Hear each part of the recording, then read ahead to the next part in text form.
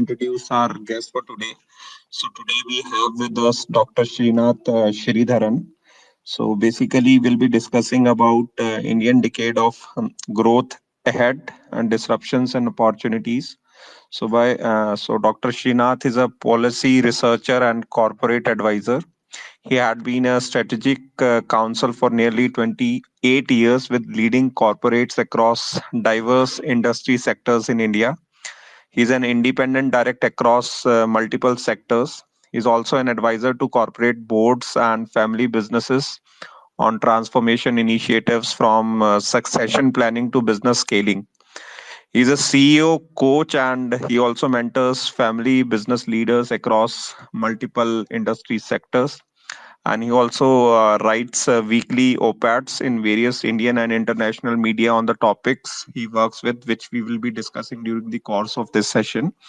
And he's also the editor and co-author of the book that goes by the name of Time for Bharat. So basically, the book is on public governance. So I would highly recommend our audience to go through that book. So very warm welcome, Srinath. I would request you to start with some opening note and how your journey started would be my first question after that. Yeah, over to you, sir. Thank you, Prince. Thanks for the introduction. Hi, listeners. Good evening. Namaskar.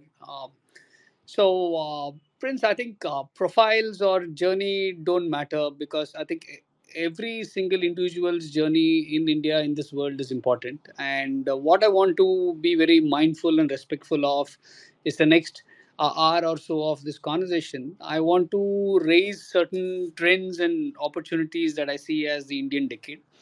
I'm very also little cautious that while my tone is positive, but I will want to bring a tinge of realism.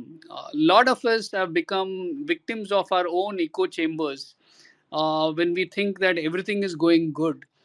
Yes, the Indian decade has been phenomenal.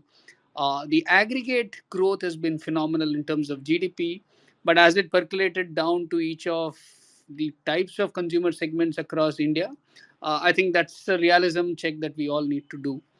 Opportunities are ahead. So the intent is very simple. At some points, I might sound a little provocative in the positive sense of the word. Not definitely, I don't subscribe to any isms or any ideology per se. My job as sharing my views as an academic policy researcher, if it gives some of you some sleepless nights to think through what you want to do in the Indian decade of opportunities ahead, you also have to balance it with it won't be easy. The decade is not going to be easy for all of us. Some of us have been lucky and we have had it easy in the last 10 or 20 years. It is not going to be easy for all of us ahead. So, this is how I want to bucket this. Uh, I want to come from the school of thought that the last 10 years of Indian growth, or probably even the last 20 years of Indian rise, has been phenomenal and spectacular. But this is where the catch starts. At some point in time, what has worked for us as demographic dividend, the youth, the power of youth, we suddenly have about 65% of Indians less than 35 years of age. And when I have to calculate, let's say, mota moti, formal retirement age, let it be 65 as the International Labour Organization, ILO, calculates productive labor to be 15 to 65. I think then great news for us because we have another 30 to 32 years of productive contribution of Indians to the GDP. That's a great news. Um, Guys like me, people in my generation are the outliers because we are actually skewing that age demographics, average age, or the median age. We are far above that. 23% of all Indians are already in the gig economy. So if you thought gig economy meant only those uh, hard workers who deliver our food on Swiggy and Zomato, you're mistaken. Today, especially after COVID, there are a lot many knowledge workers who are doing gig economy, and I think that's a big one.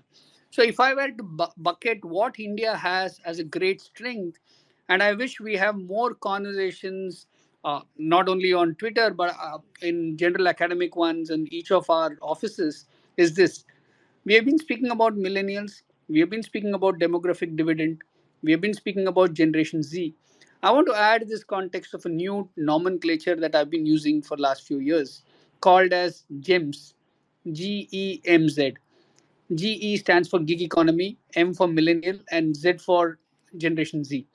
The gems economy is actually going to make us the gems of this world. I mean, that's a big, big statement I'm making, because we have the consumption might. Consumption economy is changing, but it also has to be balanced with, do we spend or do we save? A word of caution here: the national savings rate has dropped to about 26%. It has come down from about 38, 12 or 13 years ago to 26% now. Um, while our GDP has grown, but the savings rate has dropped as percentage of GDP. That's a word of caution. So, for all those youngsters who are listening here, one of the things that you might be very familiar is the BNPL, pay, buy now, pay later, and so other schemes. You feel like you like the mobile phone, you want to buy it. And I'm not here making a judgment whether it is right or wrong. But at some point in time, you have to remember, whether you are 25 years of age or 30 years of age, if you are going to live for the next 50 years, where is your savings going to be? And that's again under kind of a, what I think will be the India risk 2040. I'm putting a number, plus minus couple of years either side. Is this: if the national savings rate keeps dropping and we all humans are living longer, um, most of us in our family and friends, we are seeing people live 85 to 90 years plus. But guess what? If we are going to actually retire formally at 60 and live for under 30 years, how will we make our money work for us for the next 30 years to take care of ourselves? The inflation rate has been increasing, especially food inflation and medical inflation. These are the two ones that you will need primarily when you retire. So how are you going to make money work? And not everybody is a millionaire. Not everybody has got fantastic ESOPs. Not everybody has got unicorn ESOP. So while I celebrate the 103, 104 Indian unicorns that are there for their phenomenal success and entrepreneurship, it does not mean such wealth creation has been made possible for all of us. That's something that we need to be very realistic and practical about.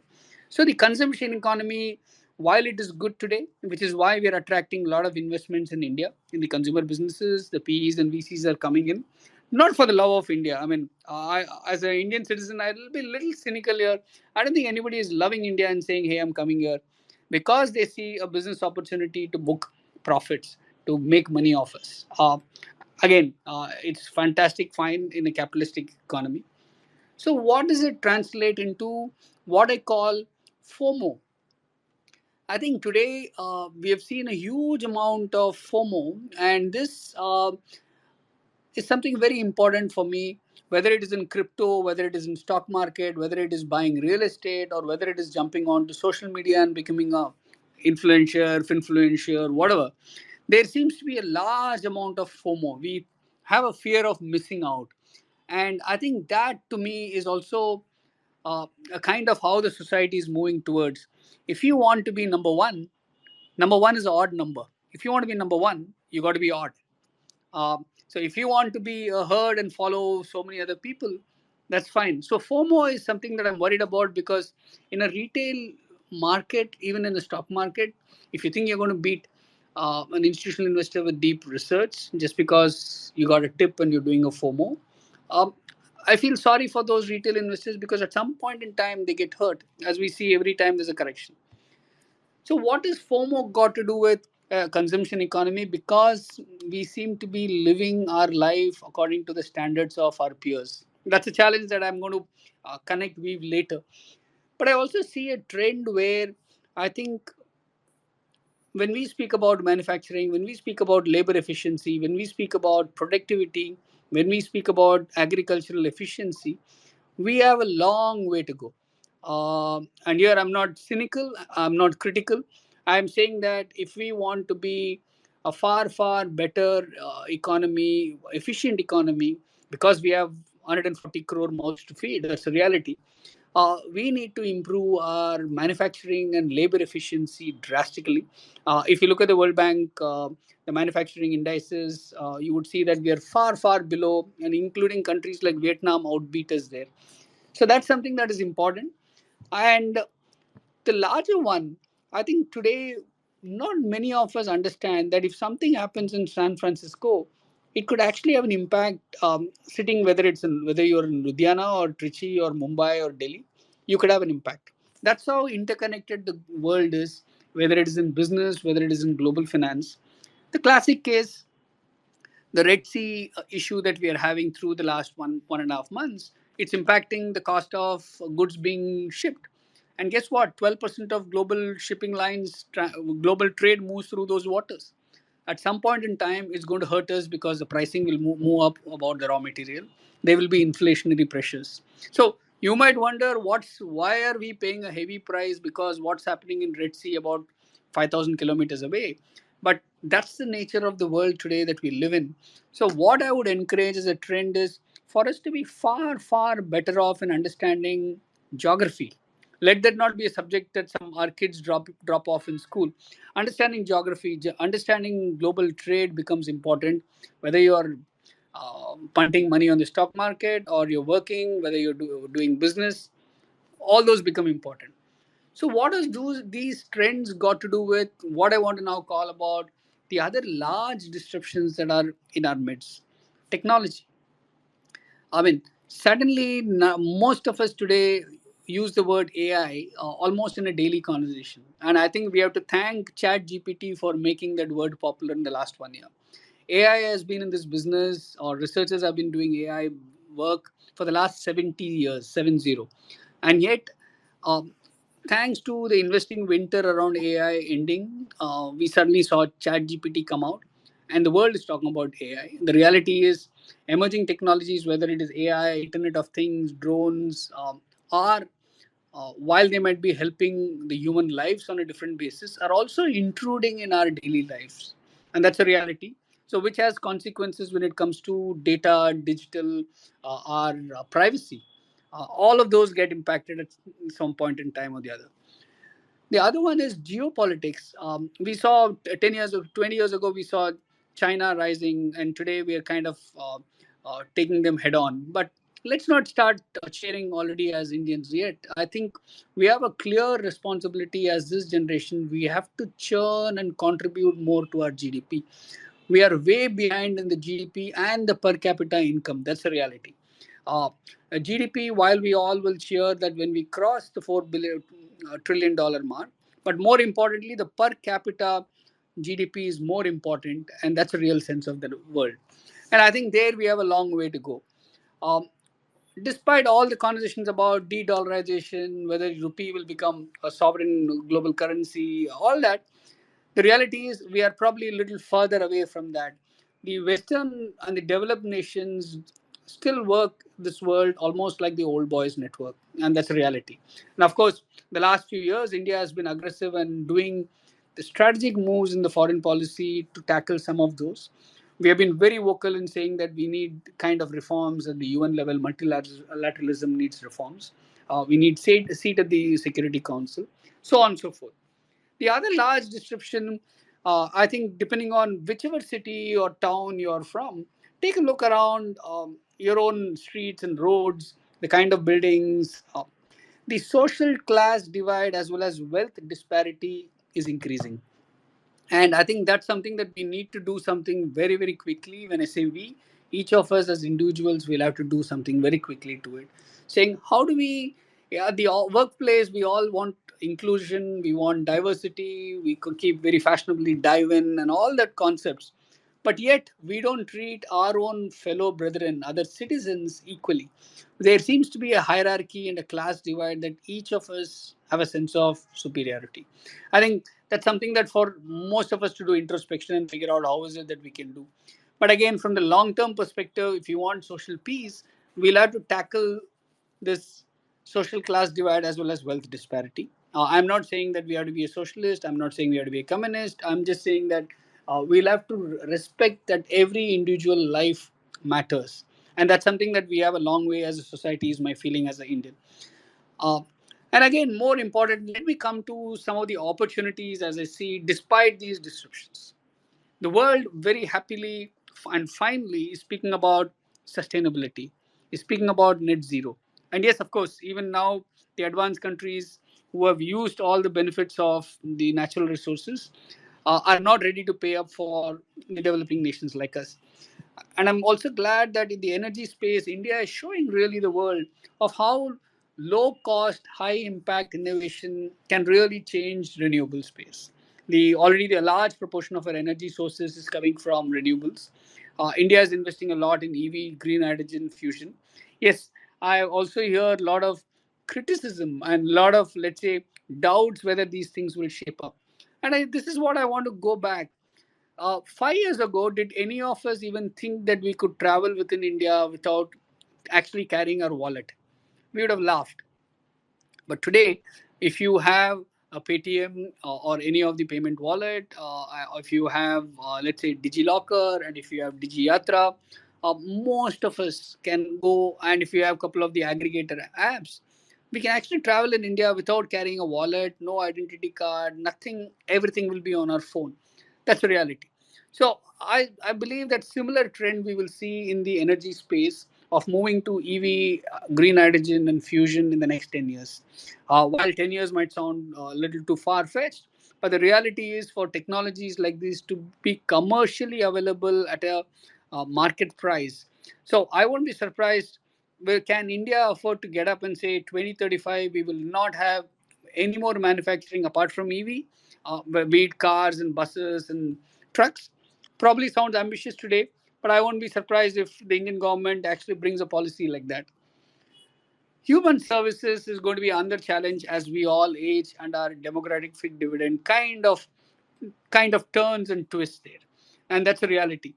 We will age as a community, we will age as a nation after 2040, 2045, which means that we need to gear up for taking care of our silvers, the aged.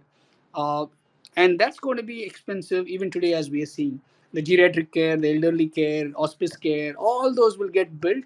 Unfortunately, we cannot build them only in the cities. We'll have to build them across India, across its tier 2, tier 3, tier 4 towns as well. And I think that's a challenge that all of us are going to face. But the opportunity is it's going to give new asset class segments in real estate like college living, retirement homes, hospice care, so on and so forth. And I won't be surprised if we start seeing in PVC kind of funding in that space, but it won't come free. And why am I concerned that it won't come free? Is this, as a nation we don't have a social security net, unlike a lot of other places. Our Even our healthcare system is abysmally low.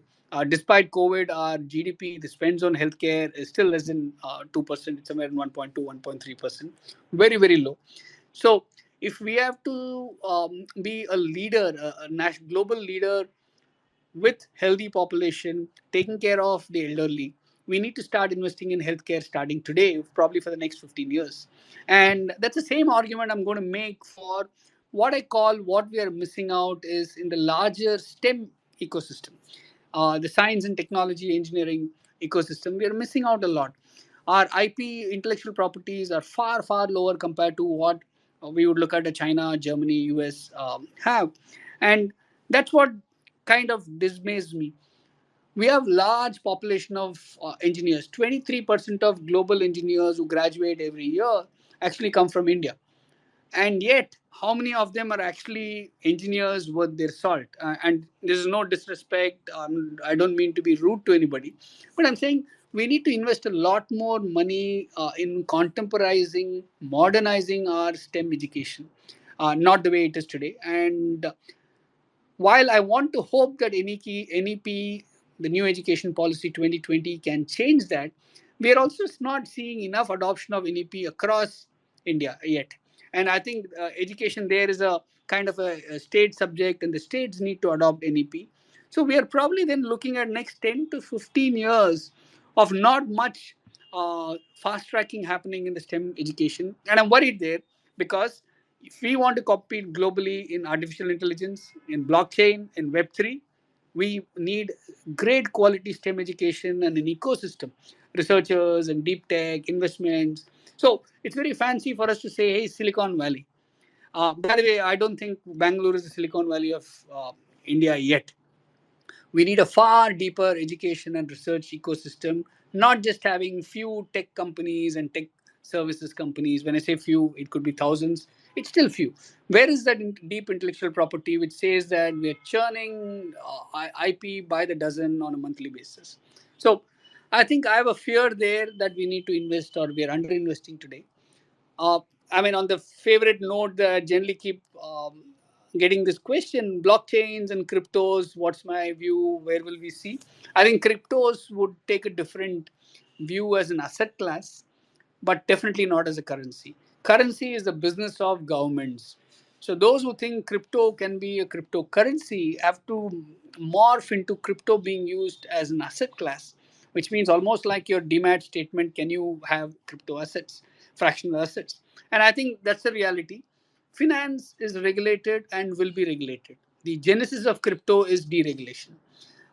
So we are at a stalemate with the governments and regulators globally.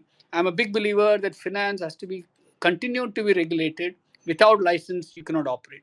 It's for the financial stability of the country as well as resilience of our markets. We need them. We need the regulators to have certain boundaries and certain KYCs of who can start a crypto exchange or who can do any of these fintech businesses. We need regulations. But again, coming back, consumption patterns as they grow, one of the biggest change that we have had is what I call as the me economy, ME. That's for memories and experiences. Whether it is selfie, you go to a restaurant and you see youngsters, and all you see is first when the food arrives, they're actually clicking photographs and posting it. I mean, I'm not passing a comment there. I'm just saying that we are a memory and experience led economy today. If I count the large youngsters, the GEMS uh, economy there.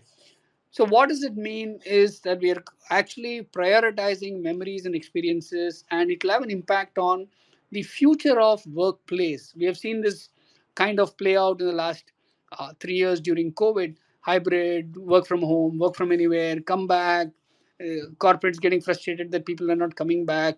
And I keep questioning, saying, if the role does not entail you to have a client facing confidentiality or any of those, what stops you from working anywhere? As long as digitally you can do it. And I think we will have a common consensus in the next 3 4 years as a nation. Today the jury is still out. Somebody will want you at office, somebody will want you hybrid, but over a point in time we will settle down.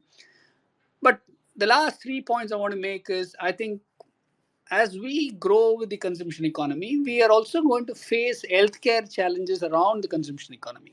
For example, amount of fast food, artificial foods, of processed foods, and sugar consumption that we are doing.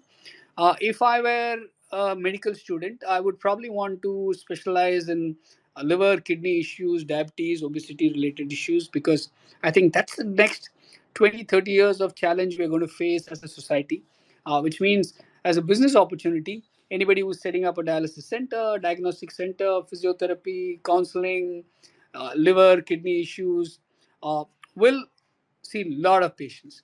And again, it's one of those sad opportunities that you see because you want your fellow citizens to be healthy, but we are moving in the wrong direction somewhere there.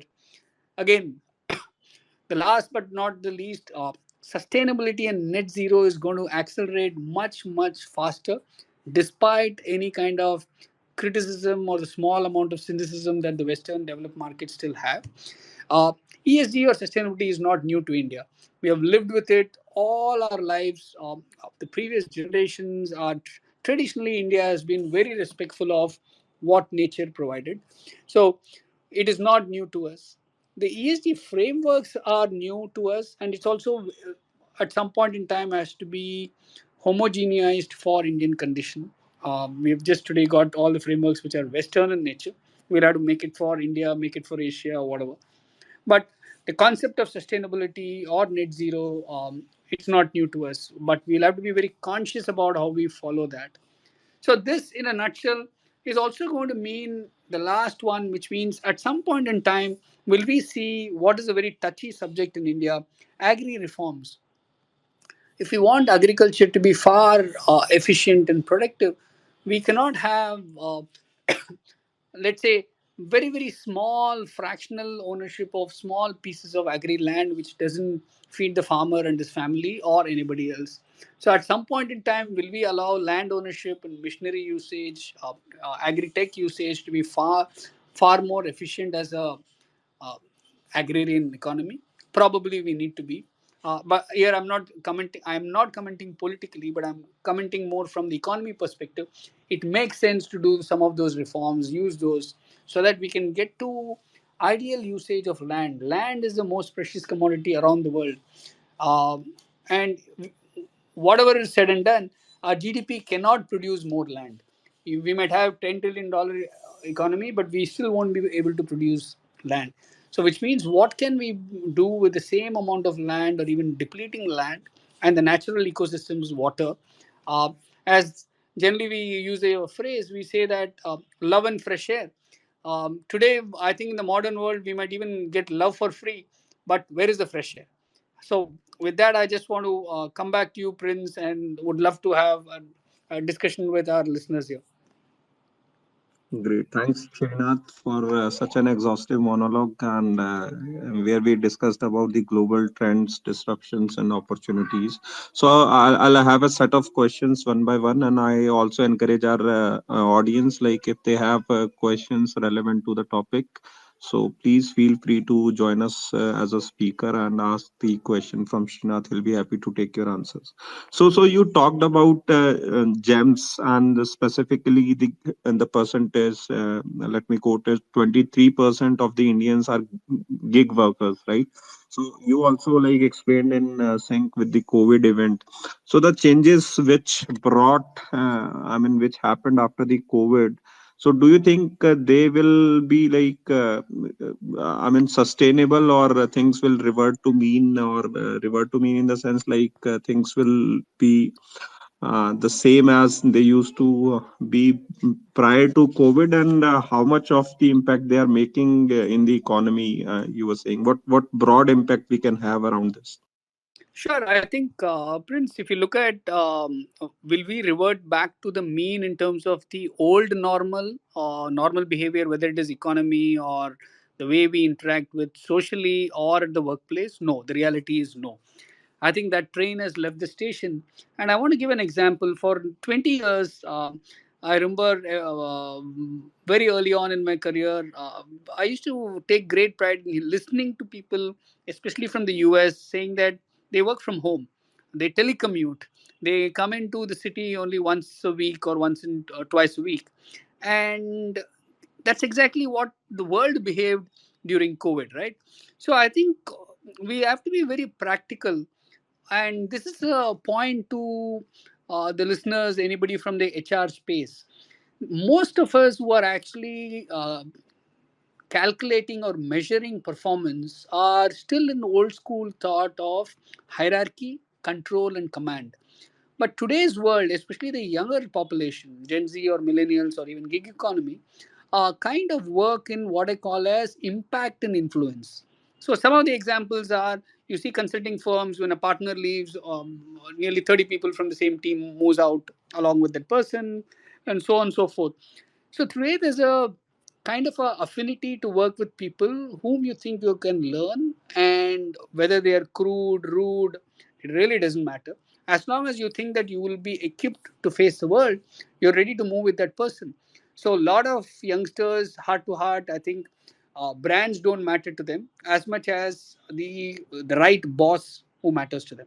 So again, that's not a new normal at all. I mean, sorry, that's a fantastically new normal. There's no old normal. In the old normal, the organizational brands mattered.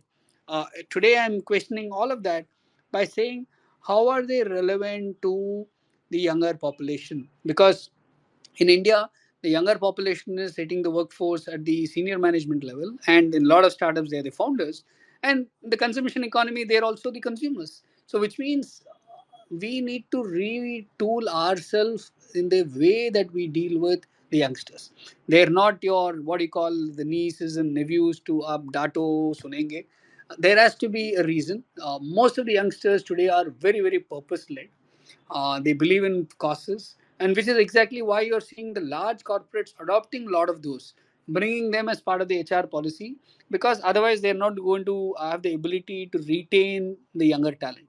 So the new normal is out here. The old normal, we might keep trying to push back, bring people back to office. I do understand that if it's a confidential work, or if a client has expected this, or if data could be leaked, so on and so forth. But in a world where data and digital is omnipresent and can be stolen or leaked from anywhere, how do you trust your employees? And it's going to fundamentally change the way social fabric is structured. What is trust? How do I trust you? For example, you can be sitting in the office, Prince, and let's say your colleague might be sitting next to you working, and you think because he's sitting next to you, he's very, very confidential. What stops him from taking photo screenshot of what he's working and putting it back? And today, using artificial intelligence, he can reconstruct everything back home on somebody's mission.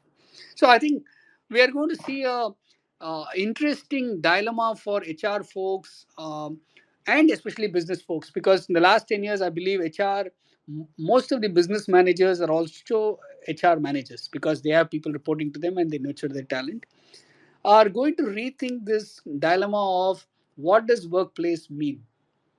And I don't have an answer at all. I have multiple answers depending on multiple organizations. So I think the new normal is, I think the next 3 4 years, can we figure out how do we trust people? And I think that's a big question HR has to answer. Are you not trusting people? Fair point, Srinath. So we got a few speakers. We'll go to them, and then I again ask few questions Sure. from my side. So Vikas, you can unmute and ask a quick question. Yeah, hi Pins. Hi Srinath. Thanks for giving me opportunity to speak. So Srinath, just one question regarding the life insurance space.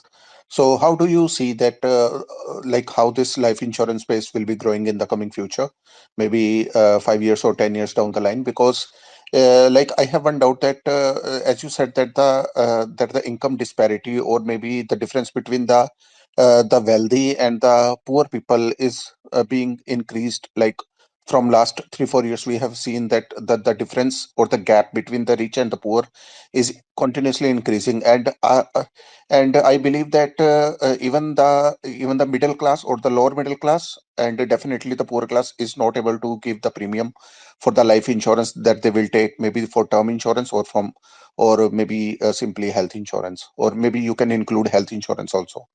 So can you give? Sure, Vikas. So thank you. That was a very interesting question, because our life insurance and health insurance is very, very underpenetrated as a market. Uh, the regulator came about only in the year 2000, and about 23 years of existence of the regulated space. We still have, I think, and I'm here probably wearing the hat of a user, more than anybody else, by saying that there's a large trust issue. The industry has done disservice to itself by trust issue. It's almost the entire claims basis in India seems to be loaded against the policyholder by saying that you prove why I shouldn't trust you.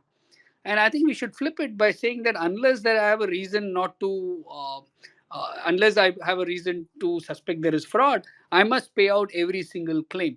And I think that's a fundamental thought that the insurance regulator has to bring in the industry. But again, I'm being probably more critical here for the simple fact it's a very incestuous industry. Insurance sector, very similar to asset management. The people have moved from one brand to another in the last 20 to 25 years or 30 years. We have not seen, let's say, exceptional talent come outside of the industry with fresher ideas into this industry. It's almost like uh, policy making. You have a precedence, let's do this. Oh, precedence plus two. So, coming back to your point, pricing or any of those in insurance, if we wanted to improve, I think we will have to come back to saying build trust for claim settlement, the time it takes, and also the ratio of claims ratio has to improve phenomenally. I don't know why some of the companies who still have claims ratio at 60 and 70%, I think they don't even deserve to be having that license. I mean, as an industry, if we had to say that unless somebody is a fraud and cheating us, everybody should get paid out. And I think that's the trust basis we need to move. Two, I think we still haven't used much of data that India is throwing now. India is probably one of the few countries where the digital public infrastructure is so high that there's a data point on each of us, plethora of data points. And I'm hoping that we will see a lot more of digitally led, technology led insurance companies that will come up in India, and the existing ones hopefully will latch on to those ideas to say, how can I give you, what is insurance? Insurance is about pricing the risk. So, how can I give you a better risk adjusted for your actual risk and pay it out on time? And I think those are the things. I want to give only one example in that. Most of us take health insurance, which is, let's say, loaded upfront and we pay for the full year.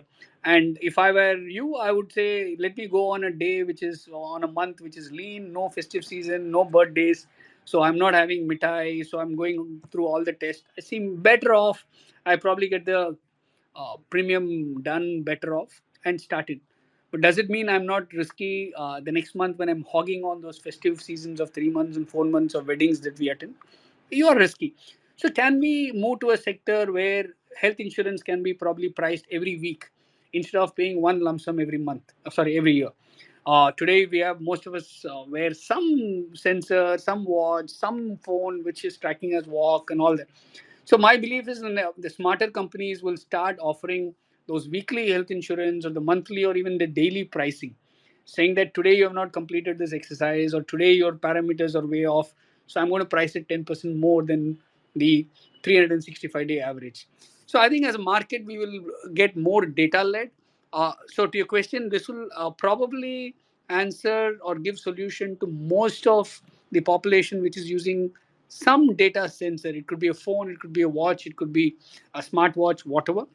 So which will be predominant of the population, because predominant population of ours is on the internet, is using a smartphone. And then comes the vulnerable sections, which anyway the government will continue addressing, because we will have to ensure that the government addresses the social inequalities, including in the insurance space, including in the financing space, including in the lending space. They will address. So to me, bottom line, insurance has to start off. The industry has to rejig itself, basis trust, which doesn't seem to be there today. If they want the customers to trust them, they have to say that we trust the customers when it comes to claims ratio. I'm giving a very diverse mindset. And we'll have to start using more data and digital, which we don't really use. Some of our mortality tables are so old.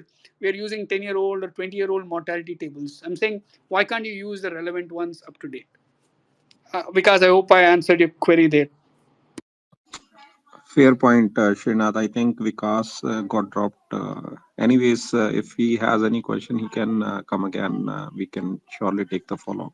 So Srinath, you were talking about in line with the consumption pattern. You were saying that we are believed to be a saving economy, and you were saying that.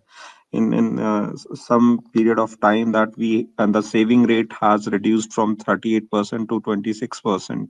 So do you believe the same trend is going to continue, and if so, the same asset classes are being chased, or there is a differentiation on that front, like that or maybe the saving and consumption pattern, as you rightly explained, that we are more into FOMO, or maybe taking peer pressure as far as our lifestyles are concerned? Yeah, that's a fair question. But I mean, let's look at this. 10 years ago, if you look at the sheer number of people who were transacting, let's say, in terms of the entire marketplace, they were very, very limited. And in the last 2 years, we've added about 2.5 crore folios onto our stock markets. If you look at during the COVID time, we added a large bulk of new folios who transacted in crypto. If you look at the financialization of assets, I think singularly large credit should go to SIPs or mutual funds for having brought formal money into the system. Nearly 5x growth in the last 10 years in terms of number of people who transact through mutual funds. So we are going to see newer asset classes which will emerge, but we'll also see what I call them as financialization of asset classes.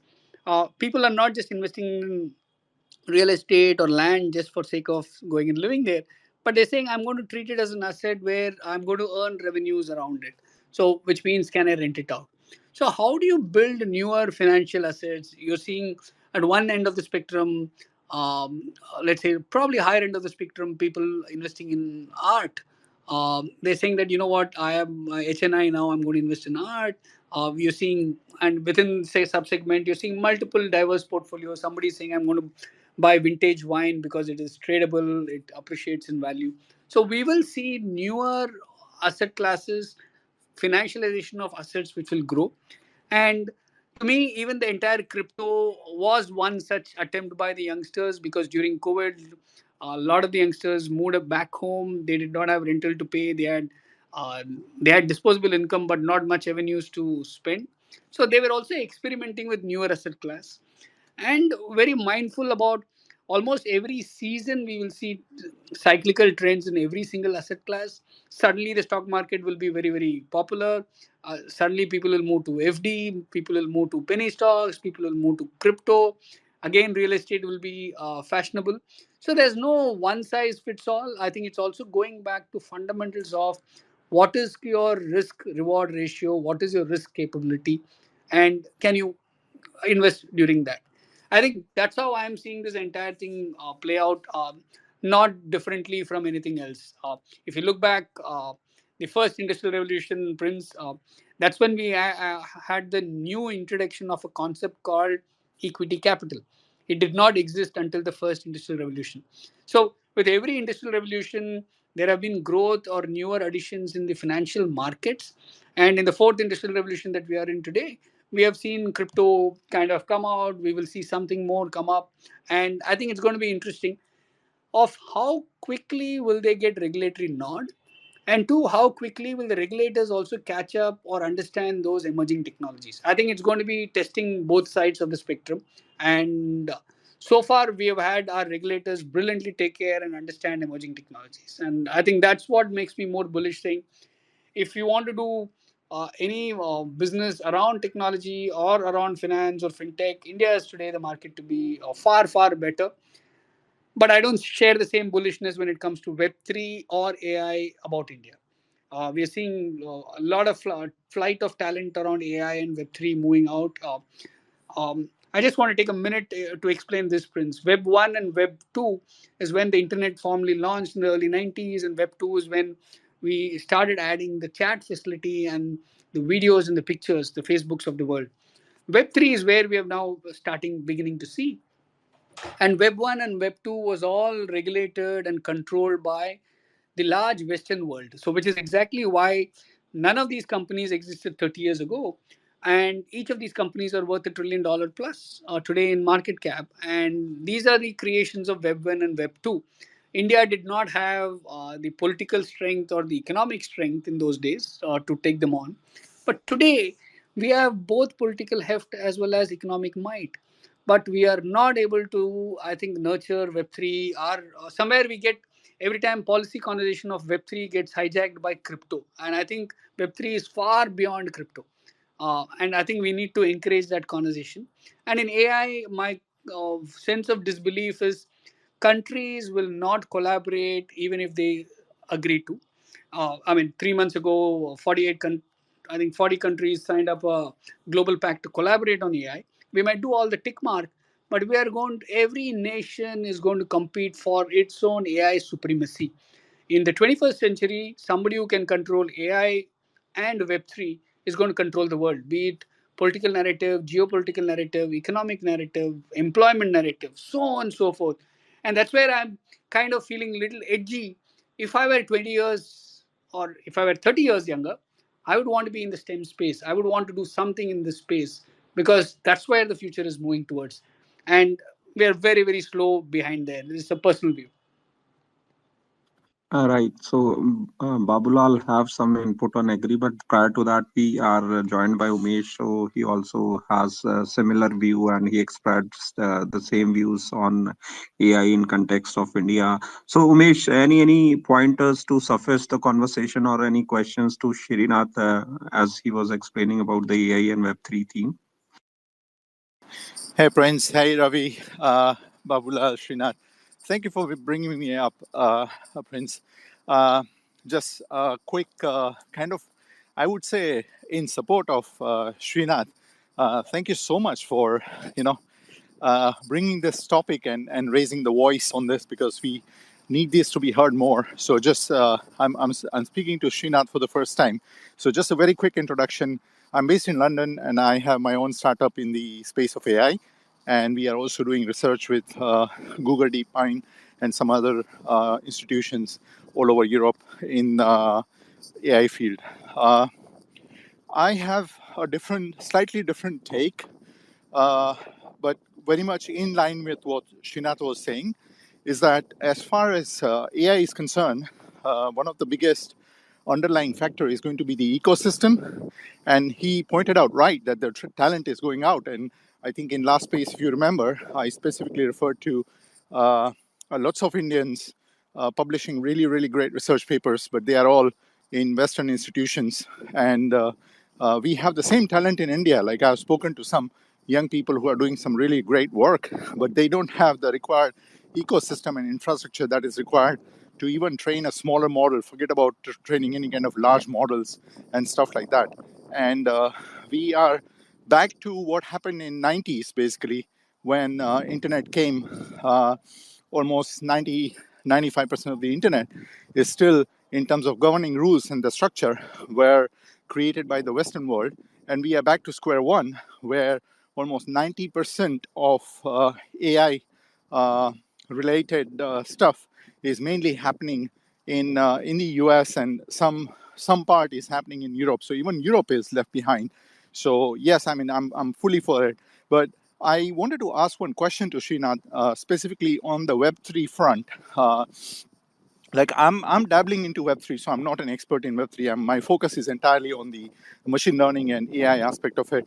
But the question I have is, uh, when we go to Web3 specifically, India has a huge entertainment industry, and I'm very much involved with lots of AI art related initiatives, even by UK government, and I've seen some phenomenal application of AI happening in that area, specifically in the art space.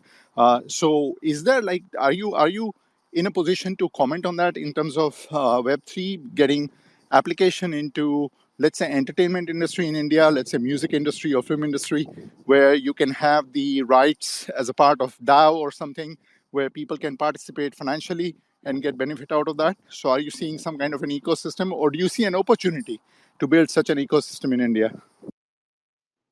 Thanks, Umesh. The answer about the AI in the entertainment industry, or the Web3 kind of fractional ownership and merchandise sales, I already see large studios, including the private Bollywood studios, having conversations because they are far more clued into what the young India wants. I mean, the reality is businesses don't wait for regulations to come up first, right? Businesses see an opportunity. If there's gray matter, you take punt on it or a risk on it. If it is unregulated, you go full out to make best of opportunity. So be it NFTs or cryptos, or whether it's saying that can I introduce something where I own the digital music and other aspects, there is a lot of conversation with the Indian studios. Each of the large ones are already dabbling with it, and I think it's a matter of time that they're going to come out very very quickly in terms of monetizing it as well. The larger challenge will be for if you are a listed studio or entertainment company in India, and if at some point in time any of these fall into the gray shades of the law or the regulation, that's when you start taking a beating on your valuation. And some of those companies are little edgy, so they're kind of coming around the surface by doing licensing deals and distribution agreements with entities predominantly Singapore, Dubai based, saying that we will do it for you and you sell it onward. And I think these are all regulatory arbitrage, if you ask me, Umesh. Sooner or later, I think we will get better clarity. But I want to address one more aspect. Umesh, you spoke about um, AI in entertainment industry, and one of the, I think, the casualty in this entire deepfake narrative could also be some of these positive aspects of what would the media and entertainment industry use AI for. And I think I'm being a little extra cautious here. We will see lot many lawsuits in the Western world, as we are seeing Taylor Swift and all that coming out already. lawsuits which will kind of establish jurisprudence on some of these emerging technologies. Two, I think the Indian regulations which are emerging around each of these segments, whether it's data protection bill or whether it is AI that will come up at some point, or deepfakes, are going to actually test the boundaries of what can you commercialize, and more importantly, if you're a businessman, if you have a dispute, can you enforce your commercial rights, and how long does it take? I think that's where India has a long way to go in terms of some of the judicial reforms that we've been speaking about for years, saying if you're a corporate, can you enforce your legal rights and how quickly? So that's a challenge there. But art and entertainment and media industry is already using AI and already jumped onto it.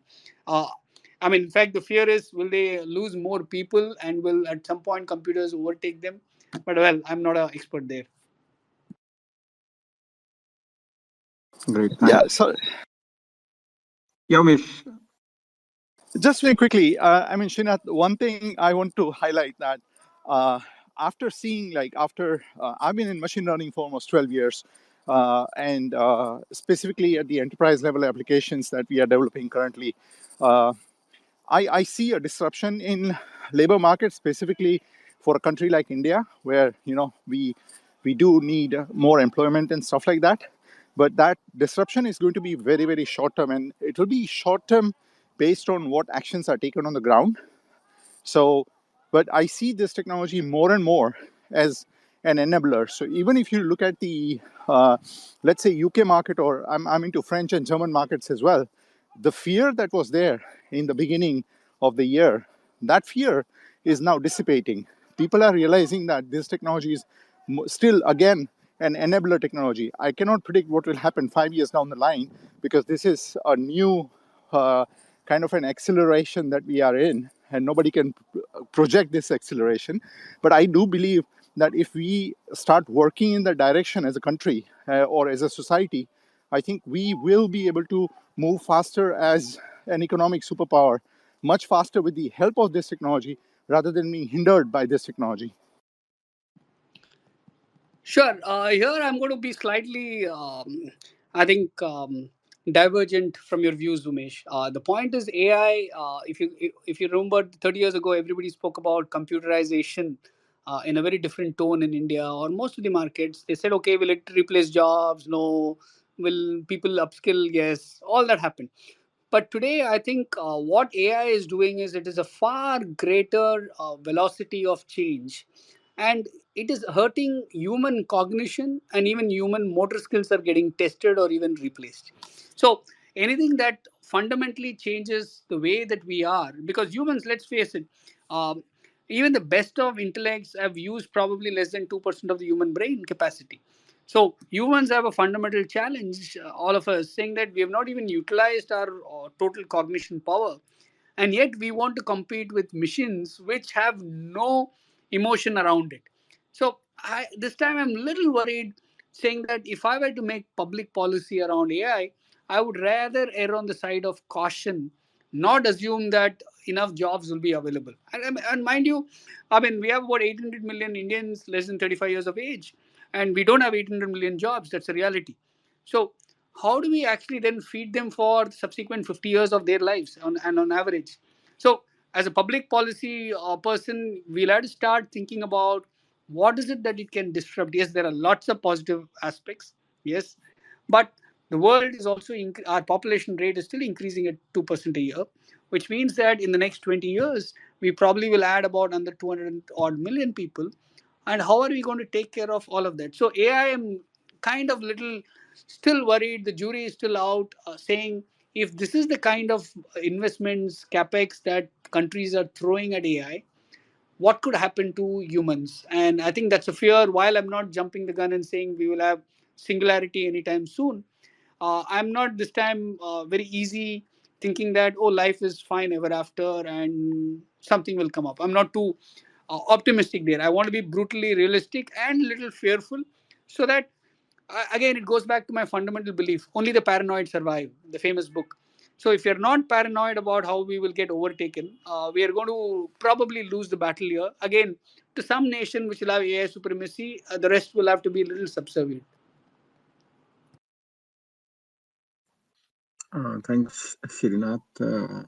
And so moving to Babulal sir, so he had some pointers around the agriculture, changing face of agriculture, and then if he has any question to Srinath, then yeah, over to you, Yeah, Babulal. Srinath, this is Babulal. Good evening. So I heard you about agricultural constraints what we have. If I am not wrong, we are using only 1% drip irrigation, rest is flood irrigation.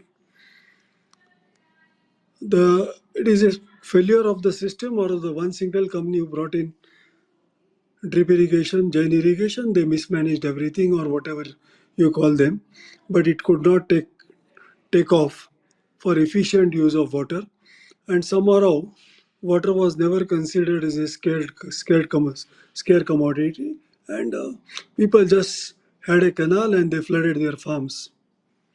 Same is the case with the use of urea. Now, how can we increase the percentage of the by incentives or by whatever scarcity of the water, or putting limit on the use of water per acre? Can we?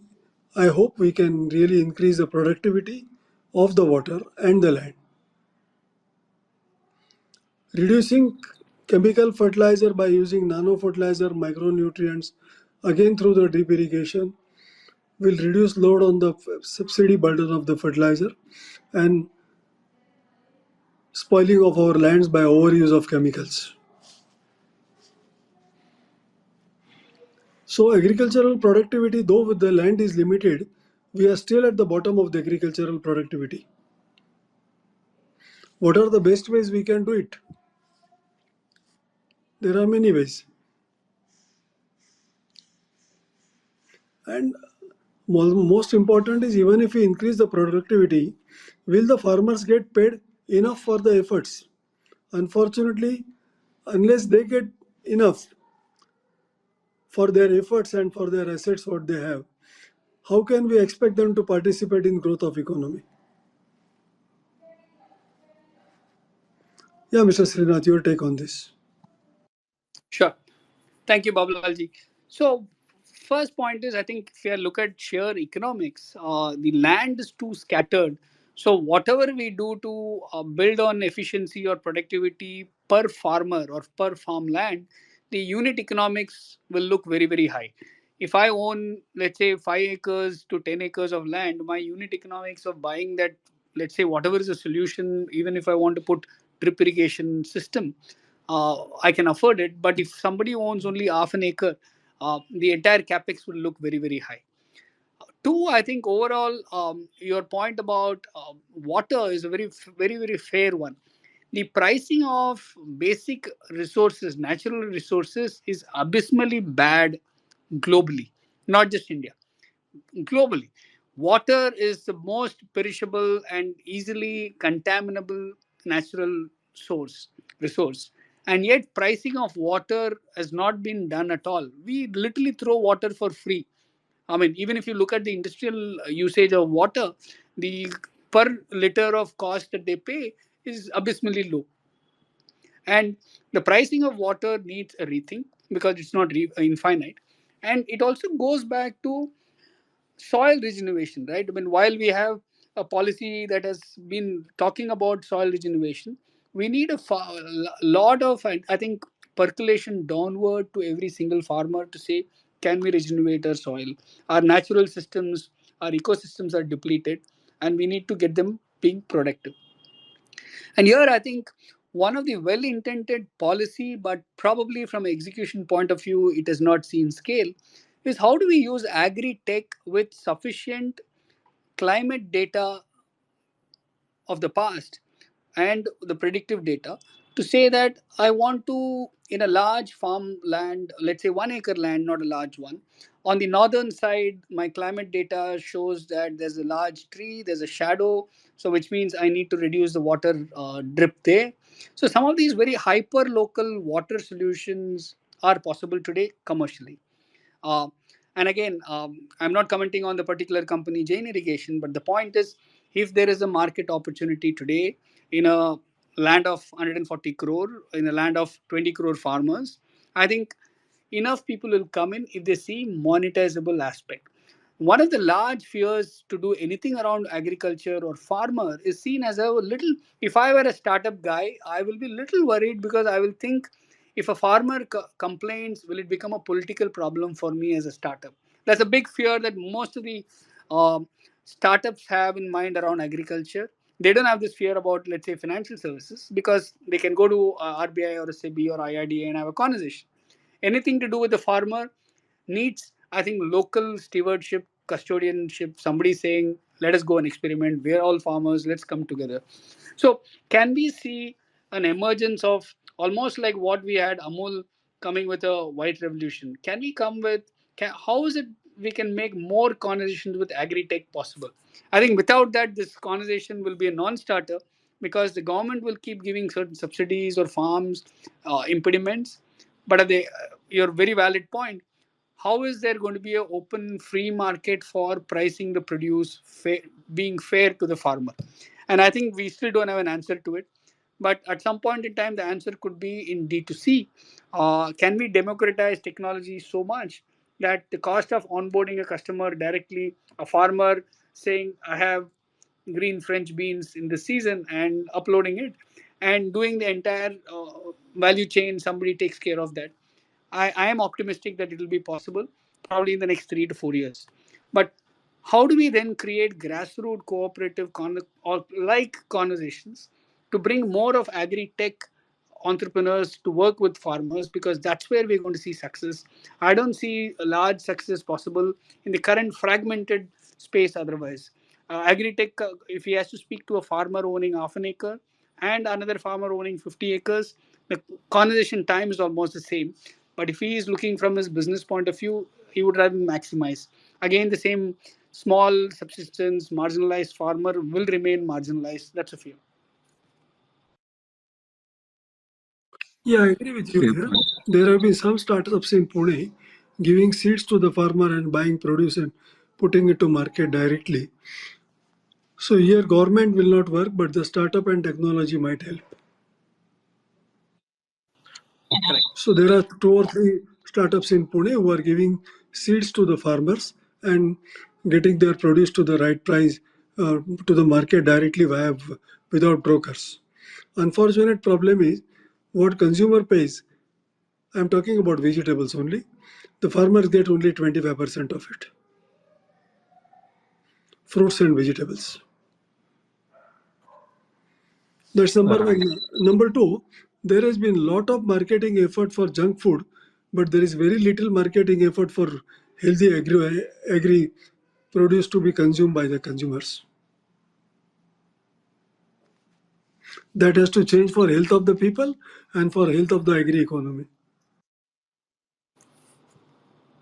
See, I think, Babalaji, there I have a slightly kind of a parallel view. If you look at, if I were to have potatoes, would I like potato in freshly cooked format, or will I like it as potato chips?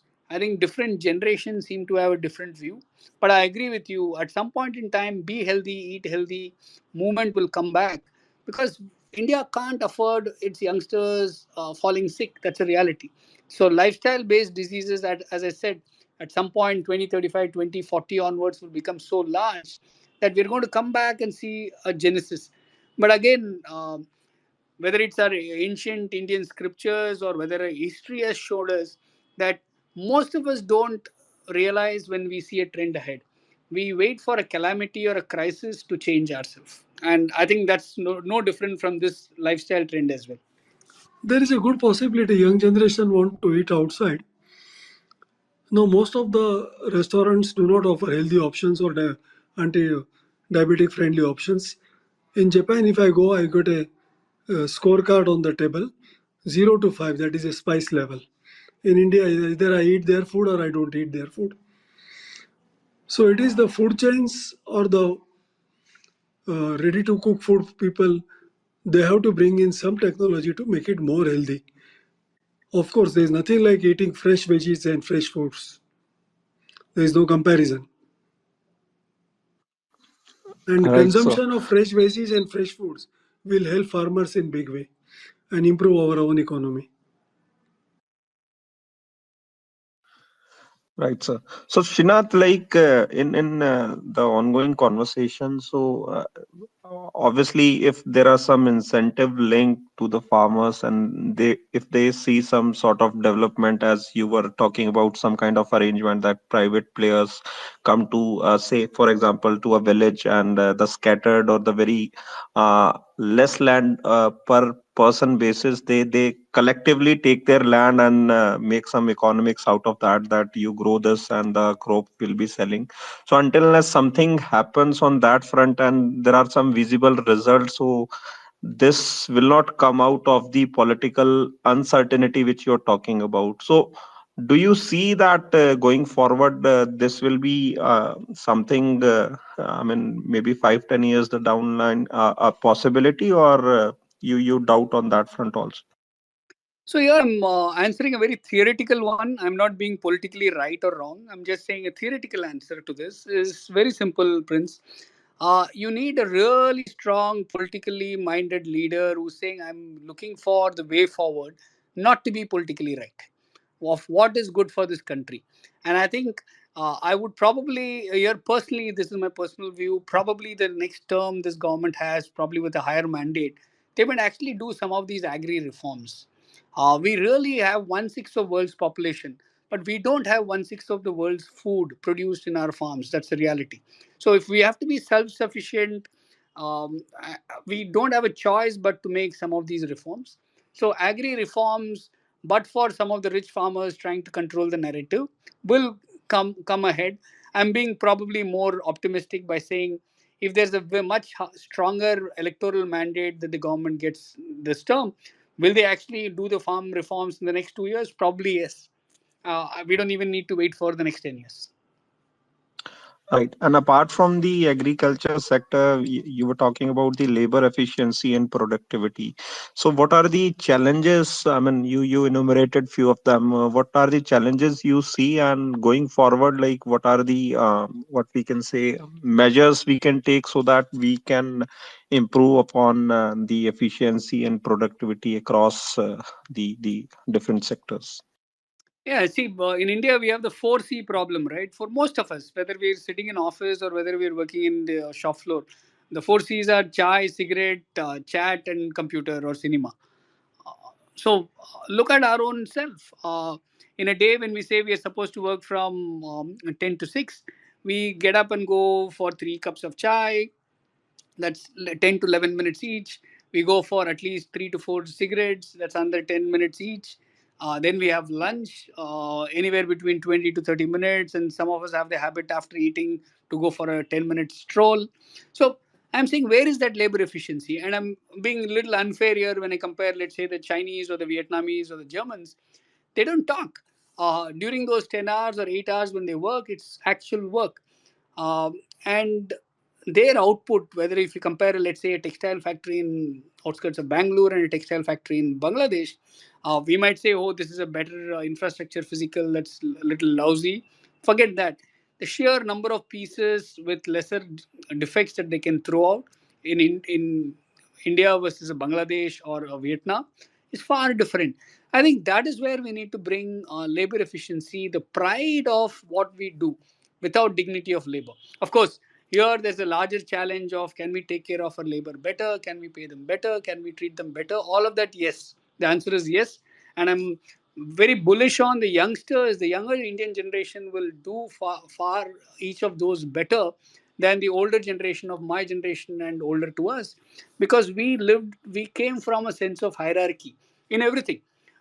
Even in the education system, there was a hierarchy, right? You got great scores, you went into engineering or medical. And the next one was, oh, you didn't get anything, so you go into BCom. The third one was lousy as best, oh, you got into arts. That was 35, 40 years ago. But today, if you look at it, the world has changed. If you look at the top 10 listed entities in the world, Apple and Meta and all those, very interestingly, the founders either did not study or from humanities background. The CEOs today, of course, are all MBAs, and most of them Indians from the IITs and IIMs of the world. But the founders of these large tech giants globally came from humanities background. So I think that social hierarchy we grew up with is changing, and that is what gives me hope that all these efficiencies, whether it is labor, re-looking at labor and productivity very dispassionately will change for the better. Today, we are abysmally inefficient. Fair point. So coming to another very important aspect, Srinath, before I go to the other speakers. So basically, we had a small discussion around like the disparity, be it the wealth disparity or social class divide, which is very prevalent in our country. And on the top of that, like we were ruled prior to our independence, and the common mindset which has been created that we are being looked down by the majority. So do you think going forward that trend will change as far as perception of the west is concerned, and how far we have come on this aspect, if you would like to talk about? Sure, I think if I were to compare simple how far a Indian passport has come, say if I go back 30 years, you needed Indian passport did not get you much places. As an Indian brown skin, you landed, let's say even in the US for work, not for business work. You were still looked at, asked thousands of questions, almost with suspicion. Can you even afford to pay for the hotel here? And guess what? Today, biggest of conferences they, in most of these places are run by Indian companies. Indians are recognized. In fact, we have more the Western world who travels to India far frequently than what we probably would have done 20 years ago going to the US and UK. So definitely being India, Indian recognition has changed a lot. It is increasing. And I think credit to this government in the last 10 years of changing that geopolitical narrative. I think there's a sense of aggression that we also see. But two, whether it is subservience or not, I think we are now going to a multicultural world, and thanks to satellite TV and the OTTs and the internet, the reality is we have also lost that entire narrative about what is India about or what was India about. Most of us grew up, at least my generation grew up getting shirt and trousers stitched. We went to a local tailor. We didn't have much of money in those days. We probably got one pair of clothes for Diwali and one for birthday or Diwali, whatever your festival was. But today, most of us walk in, we are bored, we buy it off the shelf, we are depressed, we buy. All of those narrative has changed the consumption economy. But guess what? The same tailoring is back in fashion by saying that's luxury today. And this is the same narrative the Western world tells us, saying that, oh, it's hand stitched, handmade. And I think even when I talk about the memories and the experiences of the selfie generation, we're copying the West. We want the world to show we live in a very voyeuristic and narcissist society. We want to know what's happening with others' life, and we want to tell the world what's happening with our life. And I think here it's across all societies you see this. So our tendency to ape the West until for next couple of years, probably a decade or two, will continue is my belief. You still have Prince. The basis I'm saying this is the day we see 10,000 American students coming to Indian universities to study, and that's when we're going to reverse this trend. We still have 100,000 Indians going to the US every year. We still have 30,000 Indians wanting to go to France, as President Macron spoke about it. All this, the narrative has not changed much. We still want to aspire to go, and again, that comes back to the day we have a huge sense of pride that Indian education is global and relevant. I think that's when we'll see this trend of not aping others, standing for ourselves. Uh, Classic example, we see Honorable Prime Minister wearing Indian traditional clothes, and that's a sense of pride.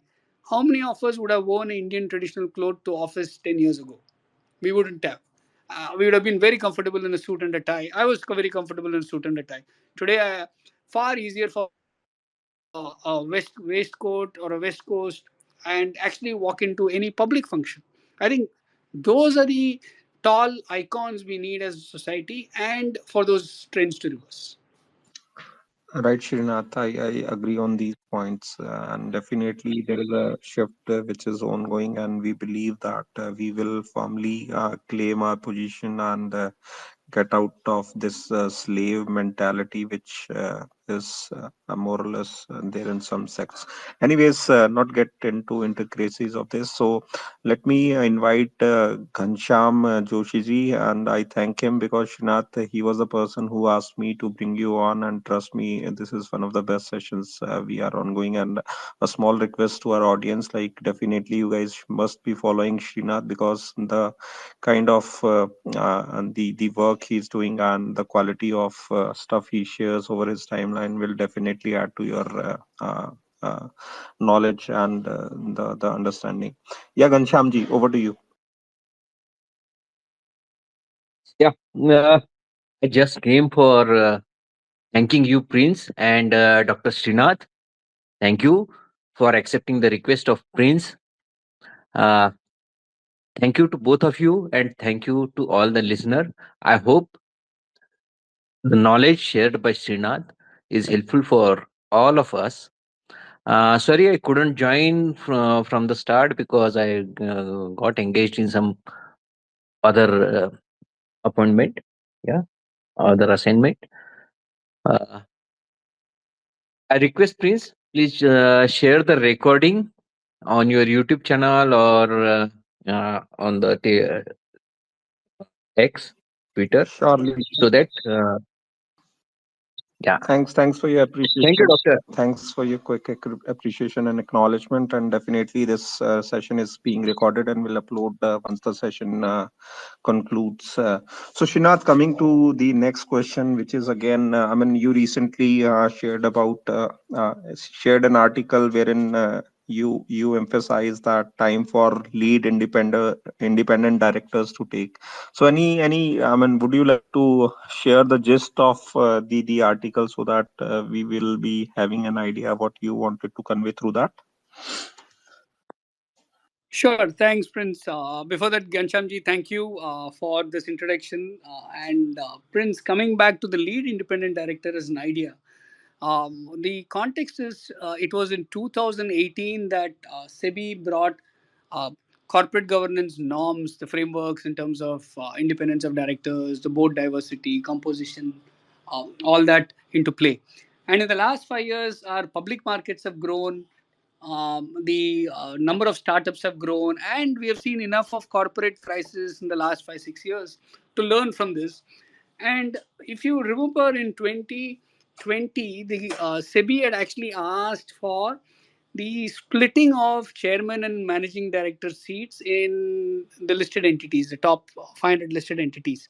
And for the context for the listeners is very simple. Two-thirds of the top 500 listed entities are controlled by business families.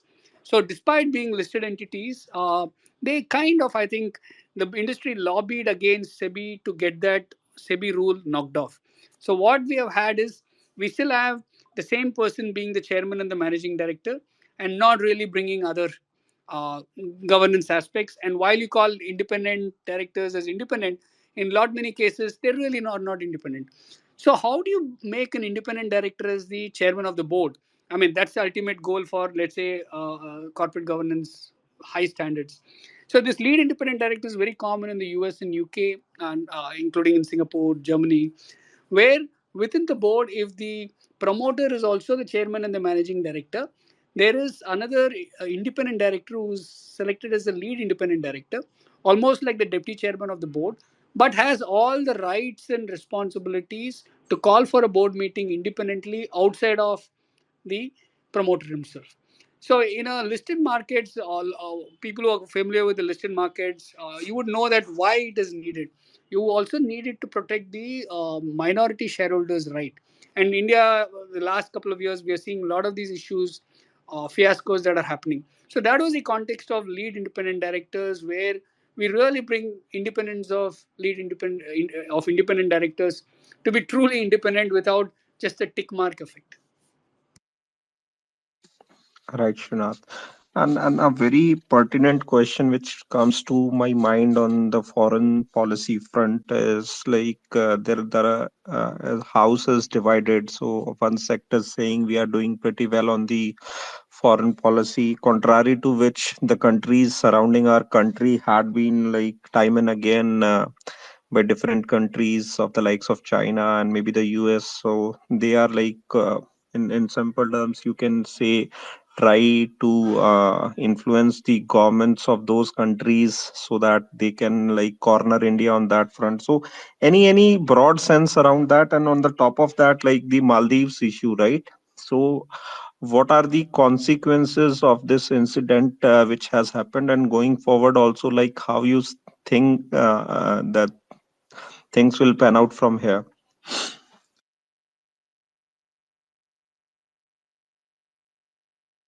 Srinath, you're on mute. Sorry. I was saying that I'm a big bullish supporter of the Indian foreign policy the last couple of years.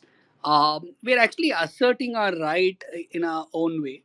At the same time, we're also very cautious, and probably at times it might seem very defensive, that we are surrounded by almost hostile neighbors all across us.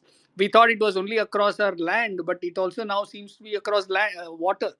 Uh, and that's a reality that the reality of, I think, the bitterness of India versus China is playing out. We have seen China kind of work with Pakistan. Now they had even tried with Sri Lanka with the port, the diplomacy that they did, the debt diplomacy. China has used debt around the world to kind of push diplomacy. Whereas India has done the other way around. India has actually stood up for the global south. Imagine bringing a group of African nations as the African Union and giving them G20 membership, standing up for global south conversations in COP conversations or G20 conversations. So, irrespective of whether we will have Maldives playing itself out, yes and no in various forms, the reality is, one, from a larger perspective, economic perspective or social perspective, we have less to lose than them. But as a larger neighbor and a benevolent neighbor, and if not a big brother, I think we have every right to be strategically involved in solving for those crises. Why do I say this? Very simple. For the last 100 years, the US has played Big Brother without anybody even asking them to. Uh, it's almost like the quintessential next door neighbor who lands up in your house for every single event, good, bad, ugly, and you see them as part of the entire narrative. I think that's how US has been, but it also used it to bully many countries or kind of raid them and kind of help them with strategic calls. I think India will have to assert itself if we want to play that game in the global world, global narrative. And I think my generation is kind of being a little impatient, saying India should clinch and be more aggressive and assert itself and be one of the big brothers, because you have to take care of China otherwise, you have to take care of Russia otherwise, and so on and so forth. Uh, but the world is saying go slow. And I think that is what is playing itself of criticism of India messed up Maldives or India did not mess up Maldives. India, by the way, India people had said India had messed up Nepal. We are back to being okay. We had messed up Sri Lanka. We are back to being okay. I think the larger equations, geopolitical equations, these kind of there is no permanent enemy or permanent friend. I think we'll have to figure out what do we agree on what subject. Just because we are allies with the US does not mean we agree with them on everything in the UN. There are times we don't take a stand voluntarily because we don't want to be chosen to take a stand. Like we saw how we voted against or for Red Sea issue in the UN. So similarly, I think we have to be very mindful that in foreign policy, no permanent enemies, no permanent friends. It all depends on function of time at that point in time. Fair argument, Srinath, and good assessment, I must say. So, coming to the another ongoing issue and which has great relevance as far as the equity market is concerned. So, the Red Sea issue, right? And even you pointed out that almost 12% of the global trade happen through that water. So, basically, going forward, like what are the level of consequences you see, and do you see in the near future things settling down, or is there any possible alternative wherein the cost factor is not much impacted? So there is no alternate for the cost structure. The reality is it's been around for so many decades, and that's the only reality. The short-term pain that we are already going through is the cost of shipment, cost of freights, has increased. The cost of insurance for ships passing through that has increased. The reality is there are going to be delays in shipments if the ships take a different route. And let's be very practical here. When we do trade as a country, not every goods that is exported out will go in Indian ships. It could be going in some other ships as well. So I have a sense of guesstimation here that the foreign minister's trip and conversations with Iran was kind of ensuring that ships carrying Indian flag are not attacked. But this is a hope as a citizen. But if my container out of the Mumbai port is going on an American flag ship across the Suez Canal, the reality is, will they be prone for higher insurance payment? Yes. Will they, or if they take a different route because that ship liner wants to be safe, which means it's going to have anywhere between 45 to 80 days of additional shipment time? The reality is yes. So in the short term, I think will we see inflationary pressures in some of these? Yes, we will. Uh, but again, in the long term, very hard to estimate, Prince. All of us thought that the Russia Ukraine war would be over in 10 days. It's 2 years. So I really don't know where these things are going up. We thought the same thing with the Gaza Strip. We thought it'll be over very, very quickly. It's going on. So in this space, I really don't know, because definitely it's not only the Hathis, but it's also one of the large country around which is kind of shielding them and funding them and weaponizing them. So this is literally weaponizing supply chain. For me, short-term pain will continue as inflationary pressure. Long-term, I really don't know. Right, sir.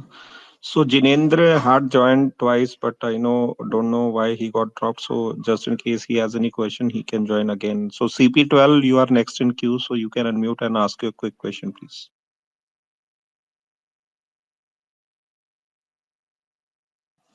CP12, you are still on mute. Yeah, I want to know why is the government not doing any regulations in terms of education? Like there's a massive mismatch in the education required for the latest technologies and all. So is the government doing any reforms for that? Yes, so definitely there have been reforms. First, let me narrate what are the reforms. We have the new education policy, which is speaking about fundamentally restructuring the way education is offered without skilling so far. Now they're bringing skilling as part of education, formal sector. And so if you complete a 2 year, you get a diploma, 3 year program, you get a degree, 4 year program, you get an honors degree, which means a lot of the honors degree in India will be recognized in the Western world as an equivalent. You can also pick and choose, as the American universities have always offered for a very long time, saying you could probably do math and music as a major and a minor at the college level. Today, most of us have grown up with the verticals of accountancy, commerce, arts, economics, languages, or engineering. That is changing. Um, but where I kind of have a worry and disagree with your point of can we have more regulations or kind of government policies? I think all these years we had regulations which kind of messed up our education system. It's a personal view. Uh, because because of those regulations, most of our content in colleges has not changed. They're way primitive and backward, and that's a challenge that we are facing in today's jobs. If I were to recruit somebody in engineering and put him on an ITES company, the first 6 months is to brainwash that kid to forget whatever he has learned and to teach him something new to be productive.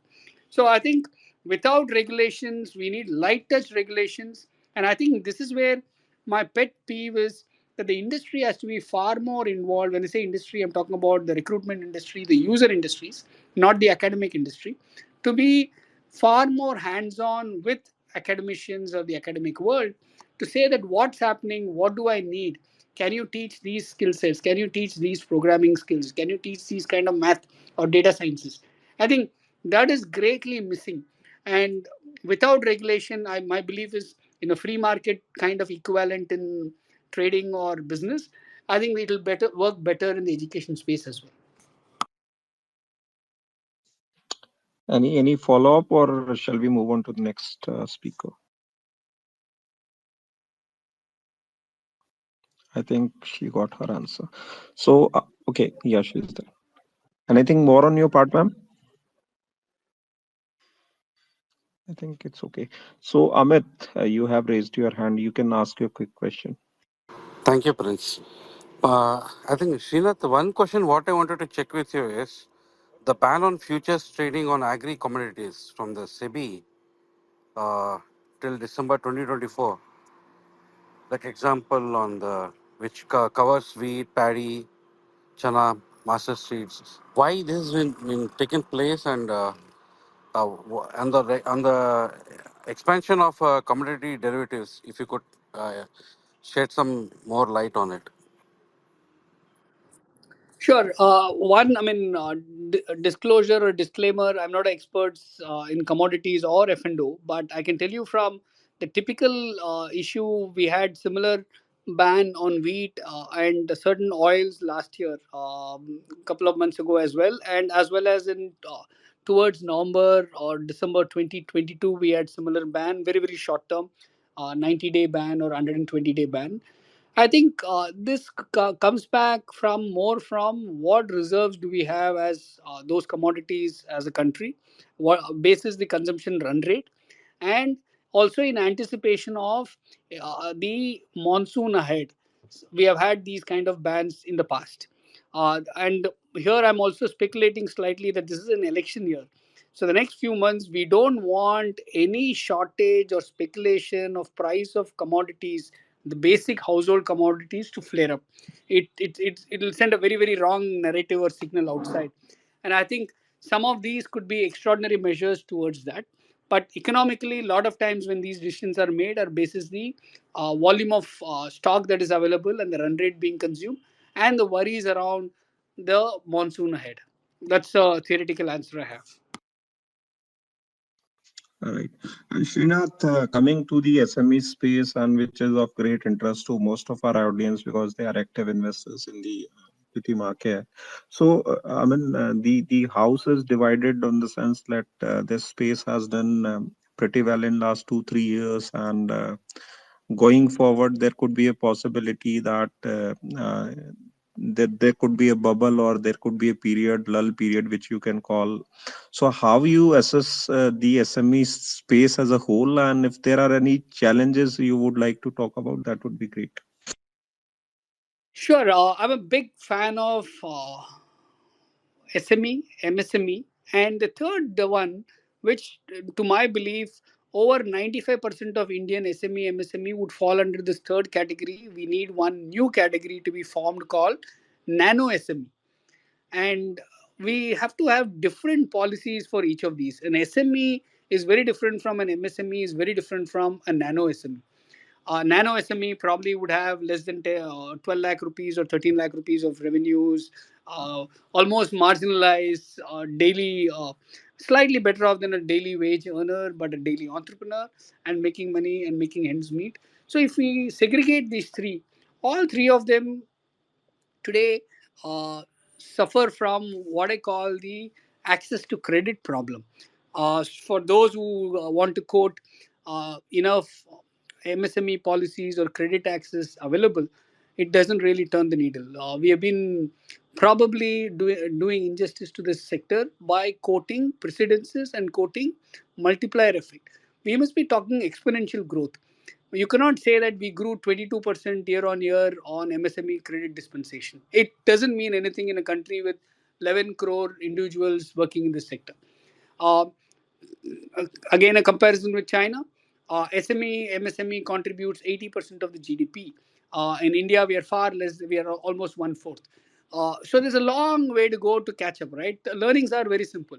In the Chinese SME, MSME space, women are formally engaged as owners or as employees. In India, again, we need to learn this and saying, how do we mainstream women's contribution in the SME or the MSME space? Again, it all has to come back to access to credit. And can we make one of the biggest hindrance for MSME SME is cash flows and collections of dues. Can we make it automated, which means that we have a hugely digital banking ecosystem, or whether it's the government one of the largest users of SME or MSME or the government and its entities, can they say, but for any dispute, can the money hit the bank on the accomplished date? I think that's what we need to do.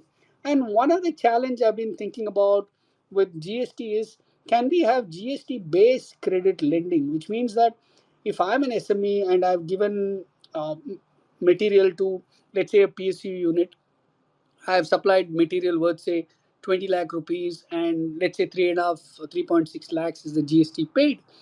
Can I, instead of waiting for the government to take 90 days to pay me, can I go to the nearest bank and say, 3.6 lakhs is a GST credit due to me, because GST credit from the government of India is almost like the sovereign guarantee. Almost like, it's not sovereign guarantee, but I'm treating it like sovereign guarantee.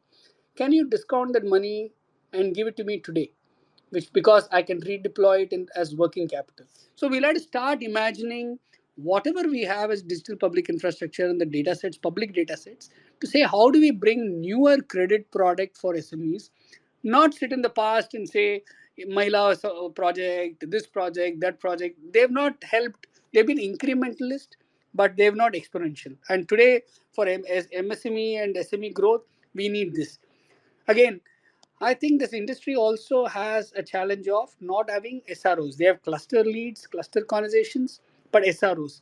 Somebody will help them, train them to be competitive to export products, to design packaging. If you want to export, have to have better packaging, not the Indian packaging. So, how do we actually gear up the entire industry to be better to compete in the world? And I think that's the challenge I have.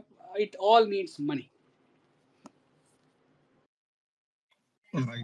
And Srinath, I would request your views around the institutions of the like of Competition Commission of India. So, do you believe these institutions are very instrumental, and do you think they are doing justice on both the fronts, to the consumers and the trade parallelly? And if there are any changes which should happen or maybe suggested so that things can or improve, maybe channelized better through these institutions, so any thought around that?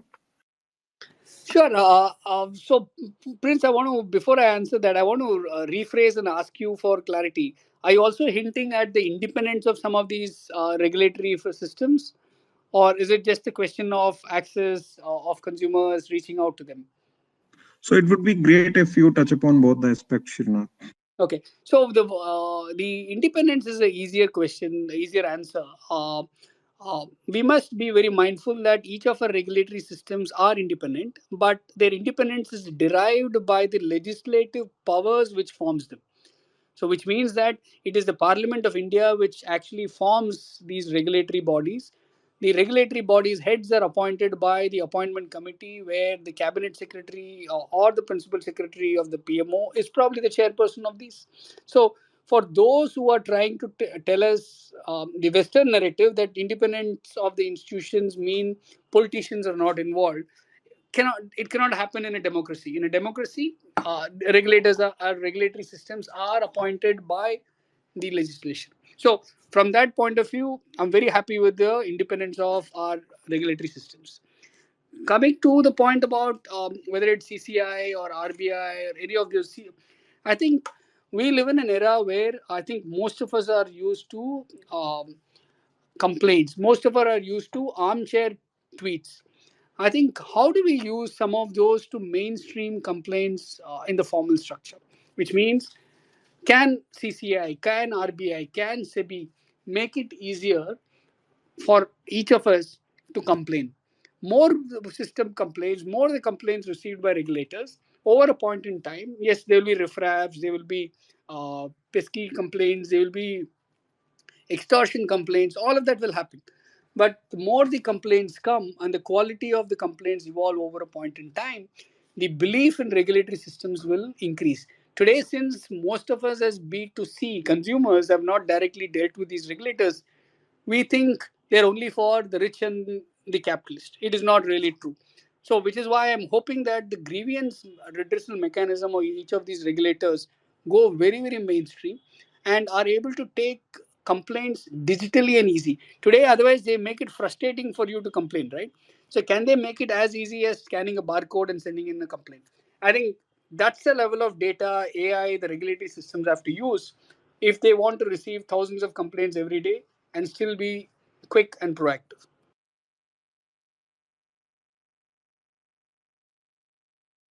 Yeah, Srinath. So the manufacturing sector, Srinath, and if we draw some parallel in line with China, so we have not moved the needle much, right? I mean, we have just started off to say. So, what's your view around the manufacturing sector as a whole? So, which subsectors in the manufacturing you think we have done good, or and which sectors you believe that have lagged and have a scope to improve going forward? And also, if some sense on the gestation period wherein we can match the capabilities of China, not fully, maybe 50% or so. So, China or no China, I think we'll have to pick and choose what we are very good at and what is it that we can make at mass scale or global scale, assuming that we want to compete on margins and with acceptable quality. Or we have to make things which are so niche, which give us such great margins even with low volumes. And I think that's the dilemma that we probably are still fighting. Whenever there's a comparison between China or India, I think that's a debate we fall under, saying that what is the utility? We recently saw that conversation about Dr. Raghuram Rajan's new book, where the comparative of the PLI scheme, manufacturing, whether should we take pride in being assembling iPhones, or would you say that China may takes a lot of those revenues away because they produce some of the semiconductors and a lot of high value loaded component parts before India gets it. I think that's a call that we need to take today. I think we have done fairly well in a lot of our manufacturing, but I'm worried if I were to draw an analogy to the services, the IT services economy. The IT services economy started off very similarly, brilliantly well 30 years ago, but we have not created a cutting edge IT consulting or a tech consulting solutions company at all. So these companies, while we have large listed entities, giants in themselves, are still only kind of a vendor, IT vendor of sorts, not up in the value chain, making a lot more margins. Similarly, in manufacturing, across board, be it in automobile, we have had phenomenal success in automobile manufacturing. Can we replicate those in certain parts? I think we'll have to figure out what is it that we're good at and what is it we can do consistently good, better every single day. And I think that's what is going to give us the answer. Again, I go back to the STEM conversation. If we want to play the manufacturing game, can we get our STEM ecosystem well laid out and addressed with depth, not with the width that we want to have? And when the world want to replace China in the value chain, and India appears to be a promising place for all across the world, so how far we have fared on that front, Srinath? See, again, too much of data surrogates. If we look at FII data, depending on which week or which month, you see money comes in, money goes out. But who are those large players? What is the amount of money that they're investing in India in manufacturing, if you want to talk about manufacturing specifically? And how soon are they actually getting those factories off the ground? Because are they serious about getting those actually producing and exporting out? And in the next 10 years or so, how much of India contribution will be very key to their global relevance? Comparison case in point, Suzuki, Maruti Suzuki, if I remember the numbers right, about 62 or 63% of total Suzuki production in the world happens in India. And from the Indian Maruti Suzuki's revenues versus the Suzuki's rest of the world revenue, I think 50% of total global revenues for Suzuki come from India. So again, the manufacturing production revenues being relevant at two-thirds of the global one is very important.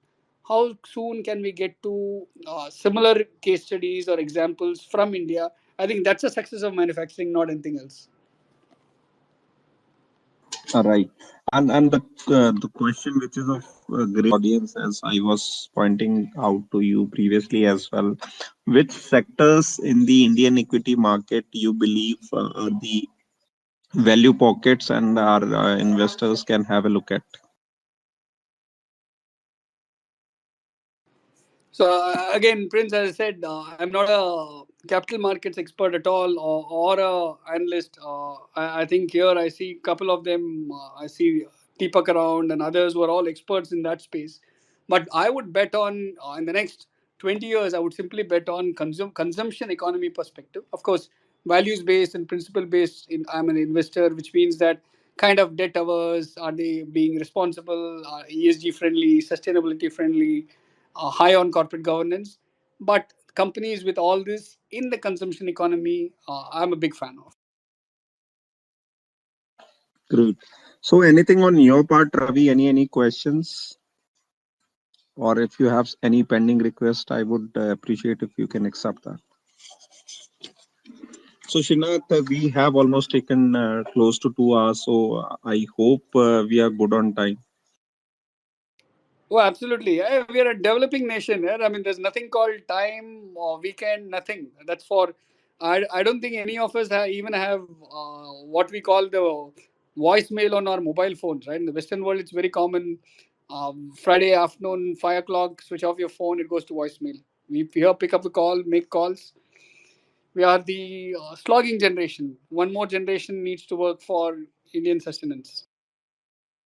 So again, a subjective question. You talked about the sunrise industries such as energy, the EV space, the green hydrogen, etc. So how much of I mean, see, there is great narratives around those sectors which has been going on quite a time. So do you believe the gestation period? Everything has its gestation period, and things take time to materialize. So, how much of time you believe such kind of technologies ideally take, and especially we are in an era of disruption. So, how relevant they would be going forward? Because companies, as you were discussing about net zero and ESG sustainability, so from that perspective, all these are very important going forward. Correct. See, the reality is we live in a world where scrutiny is increasing, investor activism is increasing. So, any sector, any company, if they can stand up to their investors and stakeholders, not just the investor, but larger stakeholders, be it employees, vendors, regulators, society at large, if they can address every single question without hesitation, even if they are wrong, even if they don't have the full answers, if they can actually say I don't have the full answer, I think that itself is going to give confidence to the largest stakeholder. We live in a world where I think the gap between truth and false is getting narrower. And I mean, unfortunately, I'm making this statement because typically truth and false should be a binary number. It's 0 or 1 in the computing world. But we have come to a stage in the markets where everything is doubtful, and everything that somebody says seems to be with a vested interest, which means that am I going to be left with the bad apple because you're sold that stake, you run up that stock, and you have exited while I'm stuck with this. So I think granular space over point in time, ESG or sustainability, any of the sustainability is part of ESG, but will keep increasing, and which is why I think we will see a lot more involvement in investor activism as well as the proxy industry advisory firms who keep coming up.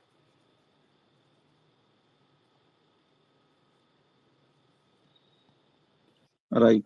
So, Umesh has another question, and then we come to Vineet. So, Umesh, you can quickly ask your question, please. Yes, I'm sorry. I'm actually running in the woods, so I'm slightly out of breath right now. But Srinath, one question for you. When do you think we will become a value retaining economy from value creating economy? What I mean to say is that currently, let's say if you make iPhone, we are retaining a very small percentage of the value created. Most of the value basically goes to the Apple and the consumers of the world. So from that, being having 1/6 of the population of the world and also one of the largest middle class, way bigger than entire Europe actually. Uh, like, where do you see a tipping point where we will retain large part of the value that we create, so that as a country we come up? So, interesting question. I want to flip it, Umesh, with two kind of segues. One of the segues is this. As a consumption economy, we will end up retaining a lot of value because we'll be consuming those manufactured goods in whatever shape and form ourselves. Uh, so forget the iPhone, because today, as a proportion, we consume probably 8% of the total iPhones made. I might be wrong on the number, but it's a single digit number. But over a point in time, let's say that moves to 10, 15%, it's still minuscule. But a lot of other products we might be consuming, for example, in the passenger car segment, whether it's Hyundai, Kia, Toyota, Suzuki, which manufactures and exports out of India, we are consuming it ourselves first. So we are a value retaining entities there, yeah, as an economy. Two, the other one is, why should we try to do more in manufacturing? I'm again questioning it very theoretically. Probably we can increase our agrarian as well as services economy overall, and do less of manufacturing. Probably manufacturing good enough for what we need as being a self-sufficient nation, but not necessarily being, let's say, exported to the world. So I think these are the choices that, forget the policy makers, but here I'm saying, which is where the capex, when you look at where the corporates are going to put the capex, the Indian manufacturing entities equally have put enough money in the last 3 years during COVID, not just in India, but they've also put money abroad in setting up other units, probably de-risking it from India, uh, from keeping a diversification and regional supply chain factor, but also for the fact that they're also betting on other markets to grow in. So, coming back, the segue is, why should we do manufacturing just to be a retentive economy? There are other ways to also be that.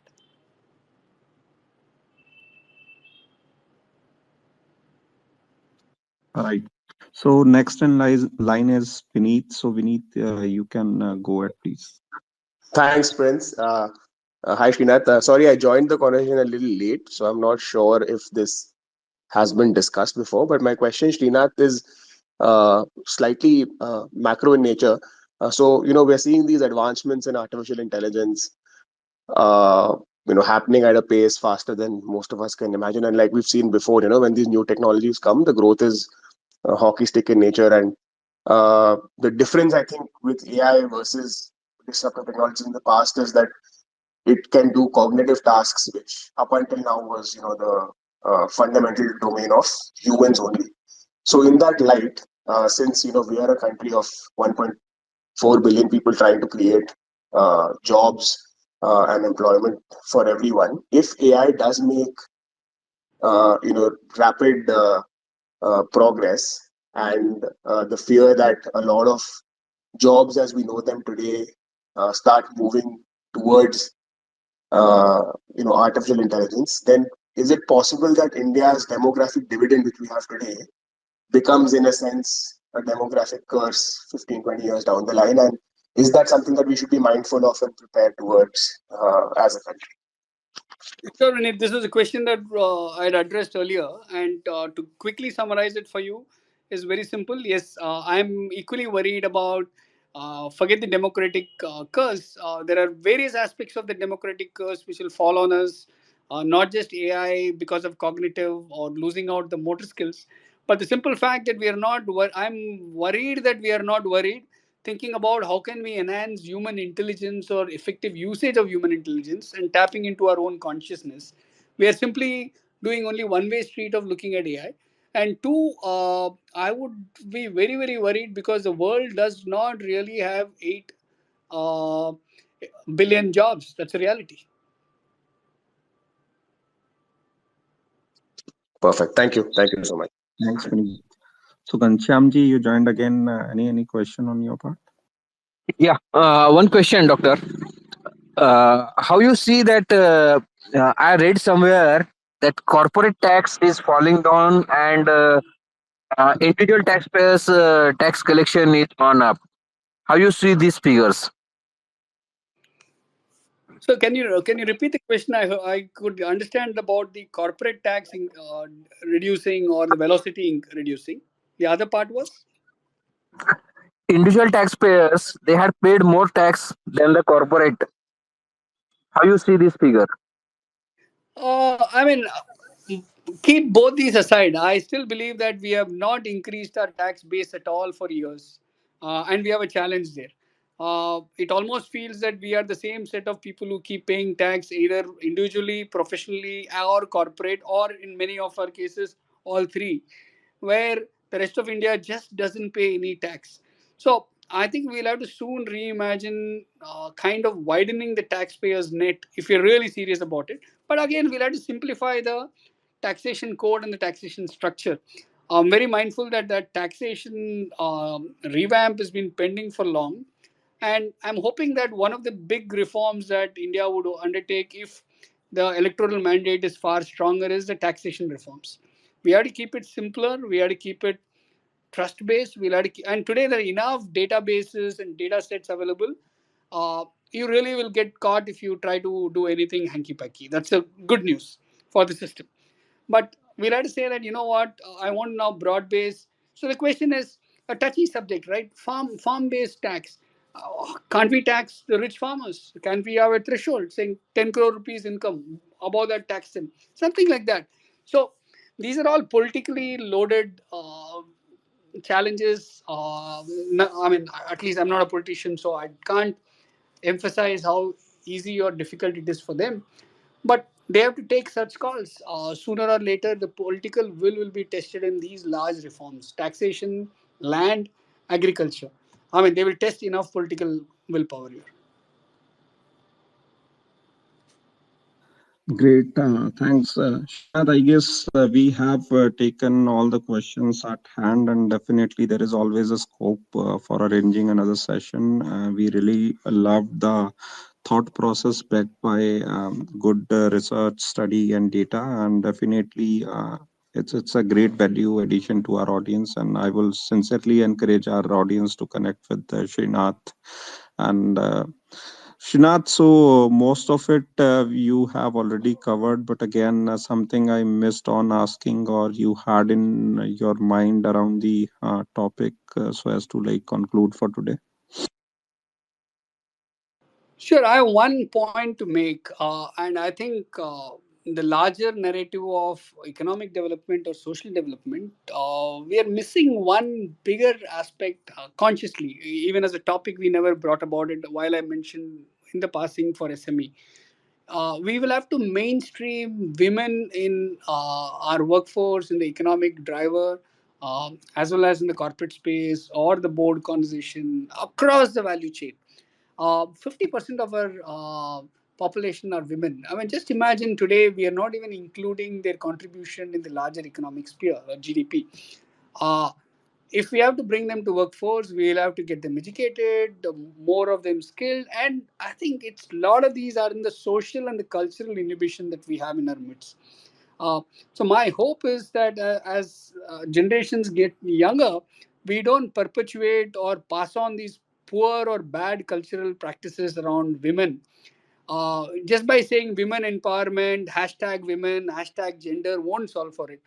Each of us in our midst, whether in our house or neighborhood or surrounding or workplace, actually stand up for them and say, how do I encourage more women in our teams? I think that's the last message I want to leave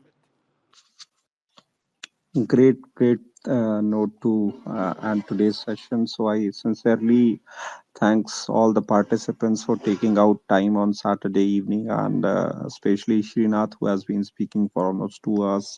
Great points, and whosoever has asked great set of questions, be it Umesh and the value addition by Babulalji and other speakers, and especially Ghanshyam Joshi ji, who brought you to my knowledge, and we interacted after that. So thank you so much, and especially the topic is of great importance, and I encourage the people who have joined it that they can listen to the recording on my YouTube channel, where I'll be uploading this recording as soon as possible. And with that note, I request, like, if you guys are getting benefited or you think we are adding some value, so definitely you can connect to our handles. We totally understand our responsibility that we are here to educate you guys best in our capacity.